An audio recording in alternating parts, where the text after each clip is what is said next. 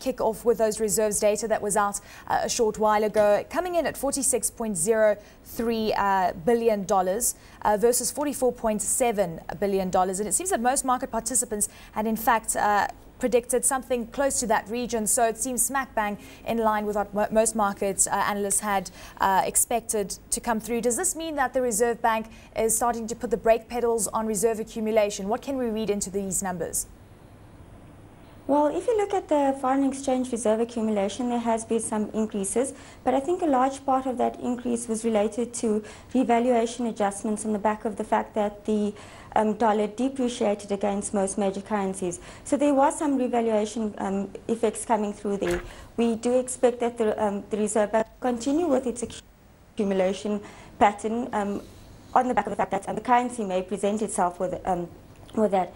We do see a continuation in the total foreign exchange reserves, in the gross gold and foreign exchange reserves, on the back of the fact that the gold has been increasing to phenomenal levels. So in total, the 50.6 billion increase, the total of 50.6 billion is likely to continue improving over the coming months. Exactly. I mean, when we look at those net reserves numbers that came through, most market participants say that if we see anything between $600 million to $800 million, that would confirm that the South African Reserve Bank has not been active with reserve accumulation. Do you think that we could see the rhetoric changing down the line, given the fact that we have been seeing a strong currency mitigating a lot of the inflationary pressures that have been the bane of many emerging markets?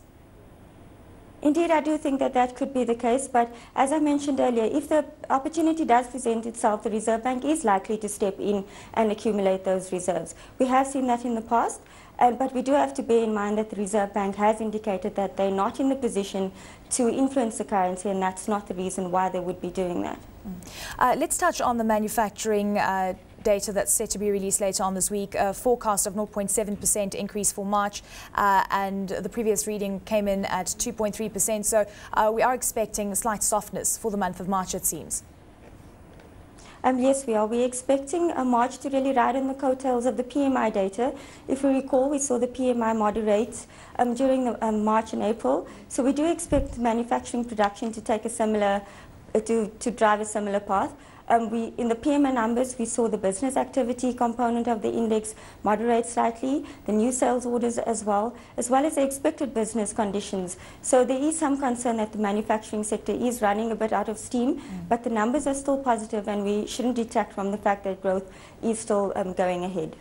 Quite fascinating to look at what's happening on the currency market. It seems that the local currency has held up its own. We're sitting at around 6.66 to the US dollar late last week, in fact on Friday, after the closing bell right here in South Africa, we saw some rumors coming to the fore that Greece might be leaving the euro. And of course, we know that all the economies there have categorically denied this. In the meantime, we saw the euro plunging down to around 143. We're sitting at around 144. The rand still seems relatively strong. Does it seem that we're starting to decouple from the likes of what we see with the euro and the dollar movements? On Friday, we saw the rand short coverage, Friday's rand short coverage is starting to lose some of the steam that we saw on the back of the fact that the dollar is recovering and fears that commodity prices may start falling again. And this could mean that a number of central banks might have to start hiking interest rates to stem the inflationary effects of the recent surging commodity prices. And on Friday, we saw the dollar rallying in the wake of the encouraging employment report, and also, as you mentioned, growing concerns that the euro may have to restructure its debt. And given the positive implications of the employment data for the GDP report, could bring the European sovereign debt concerns back into focus.